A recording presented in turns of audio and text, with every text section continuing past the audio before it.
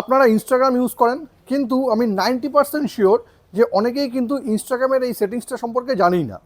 ইনস্টাগ্রামে কিন্তু কাউকে মেসেজ করার সময় সেই মেসেজটা শিডিউল করে রাখা যায়।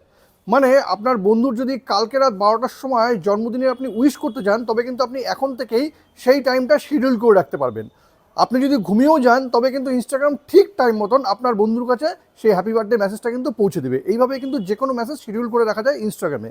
কিন্তু গোটা জিনিসটা আপনি করবেন কী করে জানতে গেলে কিন্তু ভিডিওটা শেষ পর্যন্ত দেখুন, আর প্রসেসটা একদম সেভ করে নিন। দেখুন, এই জন্য আপনাকে ইনস্টাগ্রামটা ওপেন করে নিতে হবে। ওপেন করে নেওয়ার পর আপনাকে চলে যেতে হবে মেসেজে। যে মেসেজে চলে এসেছি।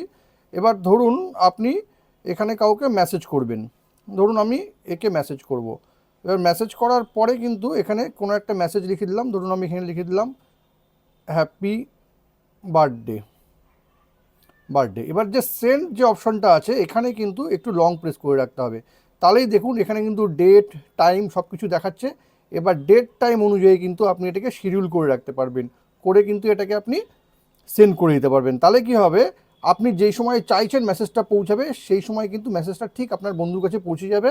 মেসেজটা কিন্তু আপনি আগে থেকেই শিডিউল করে রাখতে পারবেন। ইনস্টাগ্রামে মেসেজ শিডিউল করার এই প্রসেসটা যদি আপনার ভালো লেগে থাকে, তবে কিন্তু এটাকে অবশ্যই শেয়ার করবেন। আর এরকম নতুন নতুন ইনফরমেটিভ ভিডিও পেতে প্লিজ সাবস্ক্রাইব আমার চ্যানেল সাবজেক্ট সম্রাটকে। Thank you.